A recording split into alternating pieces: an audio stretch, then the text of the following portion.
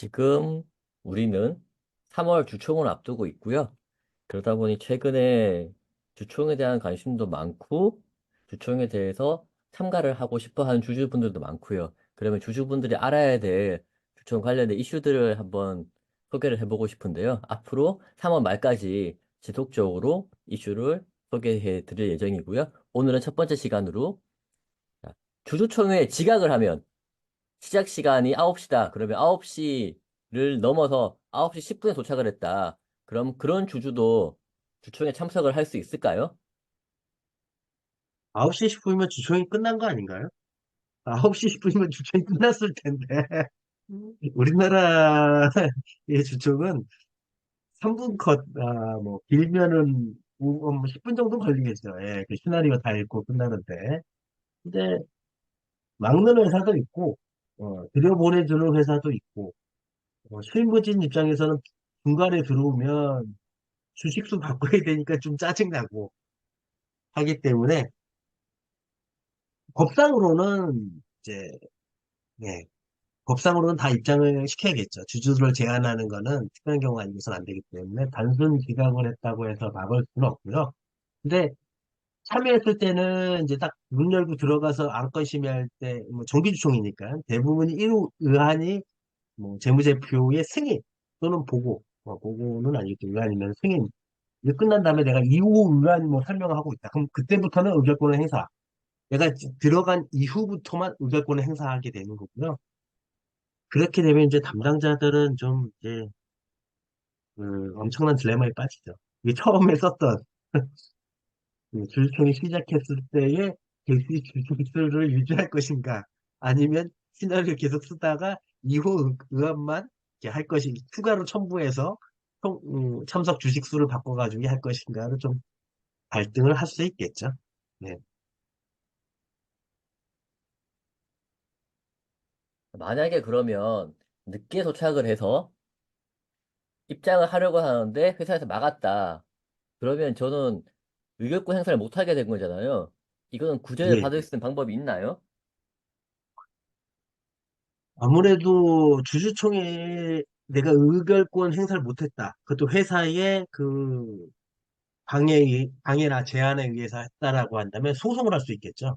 주중에. 근데 거의 대부분은 음, 기각될 겁니다. 각하하고 기각은 좀 다른데 기각진다는 얘기죠. 왜냐하면 보통은 세대 주주나 아니면 뭐 좀 주식수가 많아가지고 의결권에 영향력을 미칠 정도의 주주는 대부분 기다려요. 대부분 기다리고 늦게 지각하거나 뭐 이렇게 해가지고 한 주주들 정도면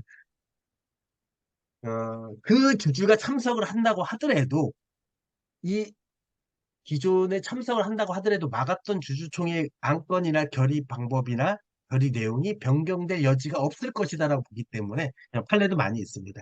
그렇기 때문에 소송을 해가지고 그러면 이제 회사는 당연히 주주총회 이제 소송 관련 소송이기 때문에 회사상 경영권 문제 공시를 내야 되는 뭐 그게 좀 짜증나고 대응을 해야 되겠지만 소송을 해야 됩니다. 자기의 권리 구제를 위해서는. 자, 그러면 다음 질문인데요. 주총 공고를 보게 되면 항상 위임장하고 인감증명서를 가지고 와라라고 돼 있던데 꼭 그렇게 해야 되나요? 이게 한 15년 아니가 17년 하여튼 뭐 오래 전에는 아 오래 전에는 경영권 분쟁이 있었습니다. 그 사주 측과 이제 공격하는 측 그때 이제 참고 서류 하고 소집 공고에 보면 소집 공고의 위임장에 보면 인감 증명서와 인감이 날인된 위임장만 인정하겠다 이렇게 했어요. 이렇게 했고 근데 상대방이나 우리 측이나 그냥 막 막두장 찍은 것도 있고 지장 찍으신 분들도 있고 뭐 신분증 갖고 온 사람도 있고 뭐 여러 가지더라고요. 그래서 금감원과 이제 그 법제팀에다 물어본 결과 간단합니다. 회사에서 인정하면 된다. 그러니까 소집 공고에 인감증명서나 인감도장 날인 위임장으로 기재를 했다고 하더라도 주주인 것을 회사가 인정을 하면 인정된다. 그 대신 동일한 조건, 양측 다 동일하게. 인정 다 못하겠다. 공시 나간 대로 이 두 개를 못하겠다라고 하면 둘 다 동일한 조건으로 의결권을 다 부결시키고 아니면 인정을 할 거면 다 인정해야 된다. 근데 법상은 굳이 뭐 인감도장 이게 공시했다고 하더라도 주주인 것이 확인이 되면 그 사람의 주주의 권리를 해하거나 제한할 수는 없을 것 같아요. 예. 그게 좀 합리적이겠죠. 그럼 여기서 이제 문제가 하나 생기는데요. 인감 남인이 돼 있다고 치고 인감 증명서가 없다. 아니면 사인을 했다. 그러면 상대방이 정말 위임을 했는지에 대한 확인이 필요한데 법에서는 다른 방식으로 확인을 할 수 있으면 충분하다라고 판례가 나와 있습니다.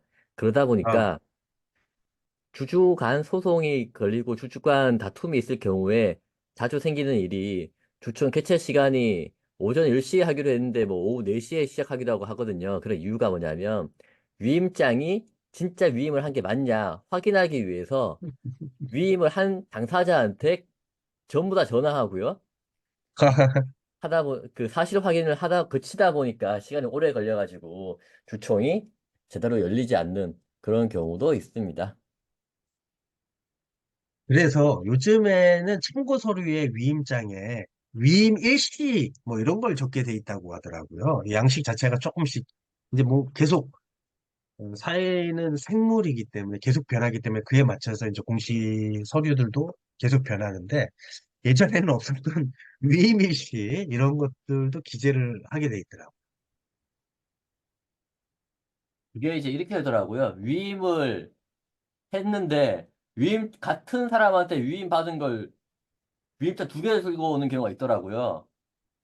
그러면 앞에 거냐 뒤에 거냐 이런 이슈가 있다 보니까 그때는 마지막에 그러니까 위에 것. 3월 20일 날 위임을 한 위임장이 있고 3월 22일 날 위임을 한 위임장이 있으면 나중에 한 것, 3월 22일 날 위임장만 인정한다. 그런 이슈가 생겨서 그렇게 시간도 적게 되더라고요. 자, 그러면 오늘은 자기 주식의 처분과 관련된 내용, 그리고 주주총회에 대한 이슈까지도 알아봤습니다. 네, 고생하셨습니다. 네, 수고하셨습니다.